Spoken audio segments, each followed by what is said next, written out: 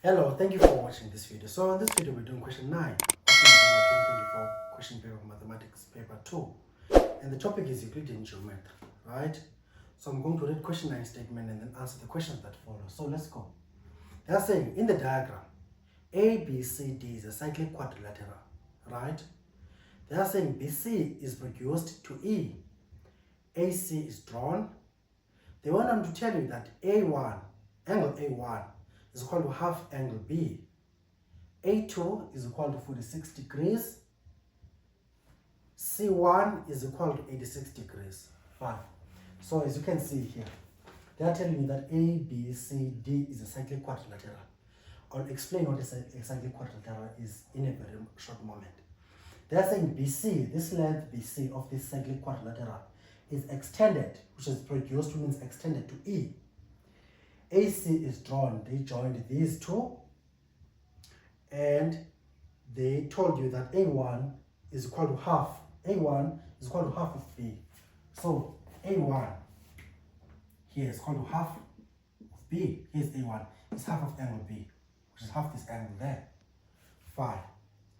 They went on to say that A2 is equal to 46 degrees. A2 is 46 degrees and C1 is equal to 86 degrees. No problem. So before I even read the questions, I want to explain what it means to be a cyclic quadrilateral. You know, a quadrilateral is a four-sided shape. So if you're saying a quadrilateral is cyclic, which means all of its vertices can be joined by a circle, or there exists a circle that can connect all of its vertices. For example, think of this quadrilateral here, right? Let's say you were able to join all of its vertices. Let's say there was a circle that could join all of its vertices, this circle over here. This, let's say, is E, F, G, H. So, this quadrilateral E, F, G, H is cyclic because all of its vertices can be joined by a circle. That's what it means to be cyclic. Does that make sense? Yes. So in that case, if you extend one side of your cyclic quadrilateral, let's say like this, you extended E to this, right? I'm not saying they're equal, but you have extended EF to this, EF, G, H, I. This is I here. This angle outside here is called an exterior angle of a cyclic quadrilateral.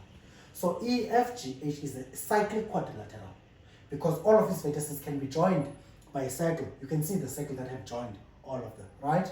So even here, look, the A, you have a B, you have a C, and you have a D there. So all of them, they are joined by the circle. So A, B, C, D is a cyclic quadrilateral. Are you with me? Fine. This angle here is called an exterior angle of a cyclic quadrilateral. Are you with me? Yes.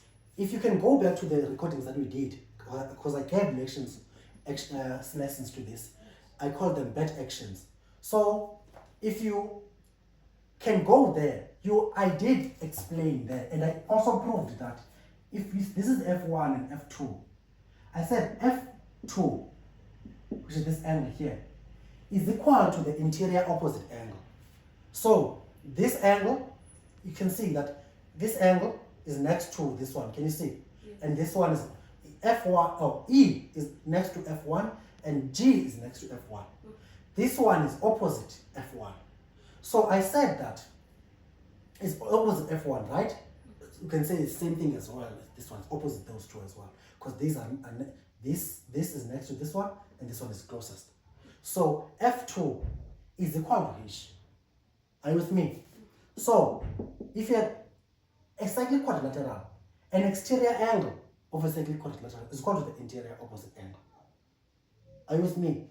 So you will say now your F2 is equal to H. The reason is because it's an exterior angle of a cyclic quadrilateral. Also, what else you can say is that you should also remember that if you say your H1, your H, angle H, plus angle F2, they give you what? 180 degrees. Do you remember this? Okay, so we said the opposite angles of a cyclic quad are supplementary. Yes. So H plus F F1, not F2.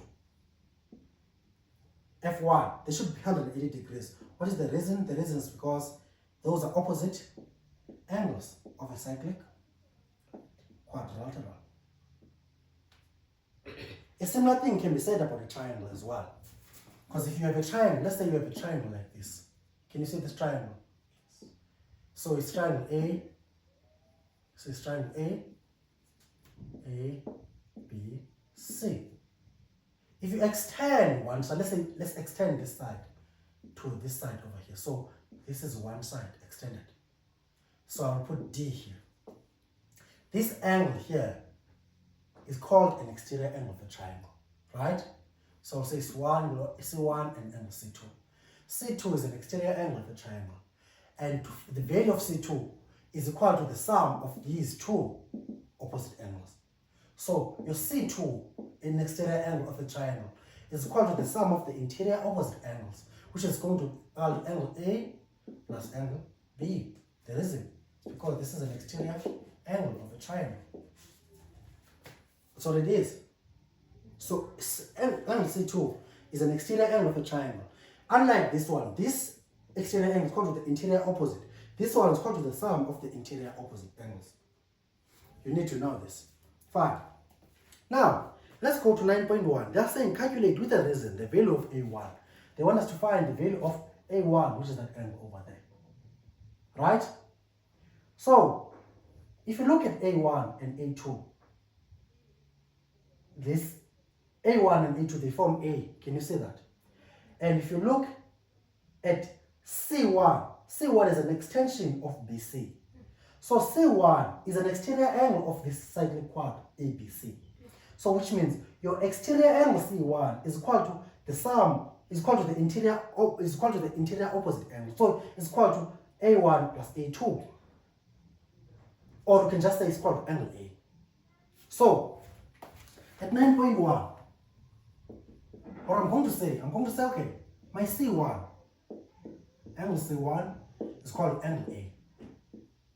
Right? Why? Because it's an exterior angle of a cyclic quad, which I just explained on the other side. So what is your A? So your C1 is called A, right?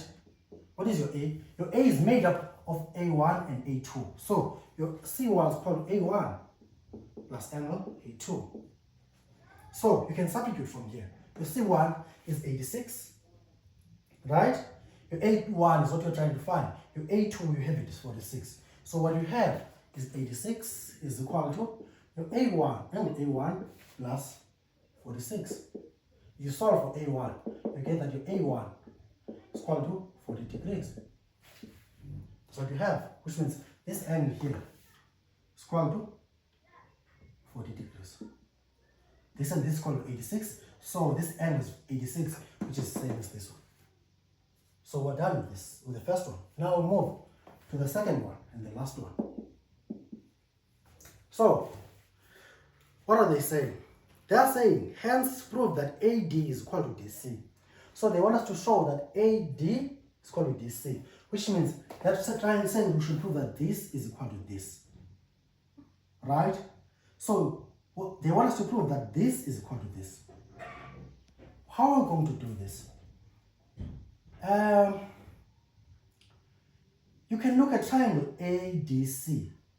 Triangle ADC, if this is equal to this, then triangle ADC is an isosceles triangle.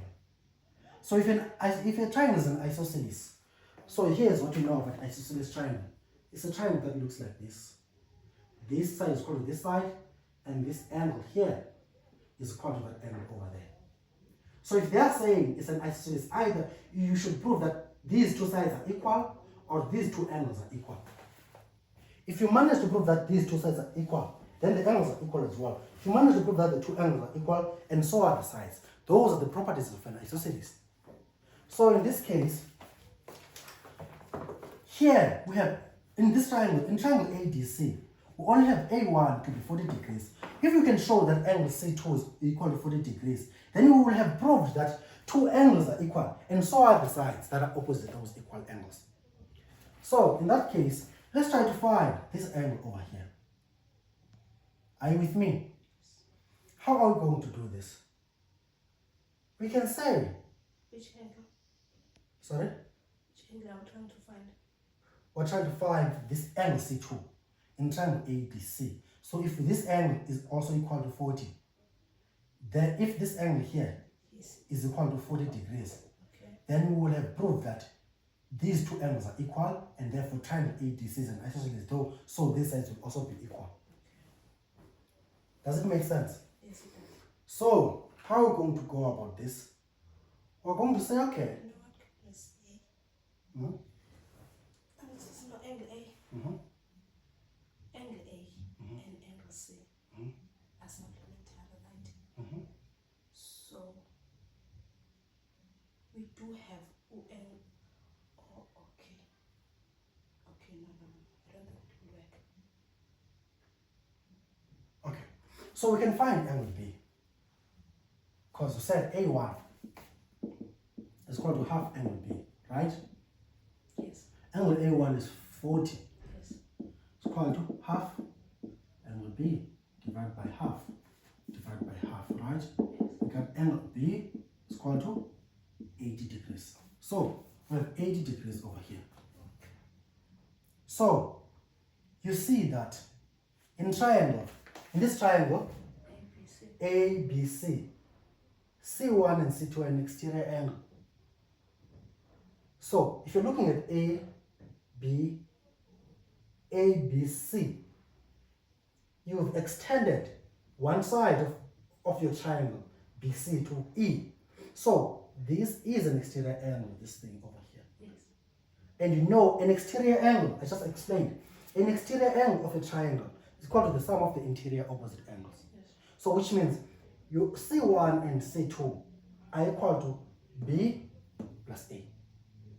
Does that make sense? Yes. So in that case, we'll say, okay, in triangle ABC, we're going to say angle A2 plus angle B is equal to C1 plus C2, which is this angle over here. It's an exterior angle. This is an exterior angle of a triangle. In that case, what is your A2? A2 46 plus 80 is equal to C1, which is 86 plus C2. In that case, what do we have? If you take this to this side, you see the 80 from here will cancel this 80. This 80 that is inside this 86 will cancel the 80, and the 6 will cancel the 6. Yes. So you'll be left with C2, which is equal to 40. Because we have 86, which is 80 plus 6. So the 8 will cancel this, and the 6 will cancel that one over there. So your C2 is equal to 40 degrees.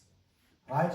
Yes. Therefore, in triangle, so we have this is 40 degrees. Right? In triangle ADC, which is this triangle now. In triangle ADC, your C2 is equal to, why C2? Yeah, the C2 is equal to A1, and they both equal to 40 degrees, right? Yes. What does it mean? It means that your AD is equal to DC. What is the reason? These are sides opposite angles. These are sides opposite equal angles. You're done. That's how you do this one. And I'm done with this question. And I hope it does make sense to you as it does to us. Thank you for watching. Cheers.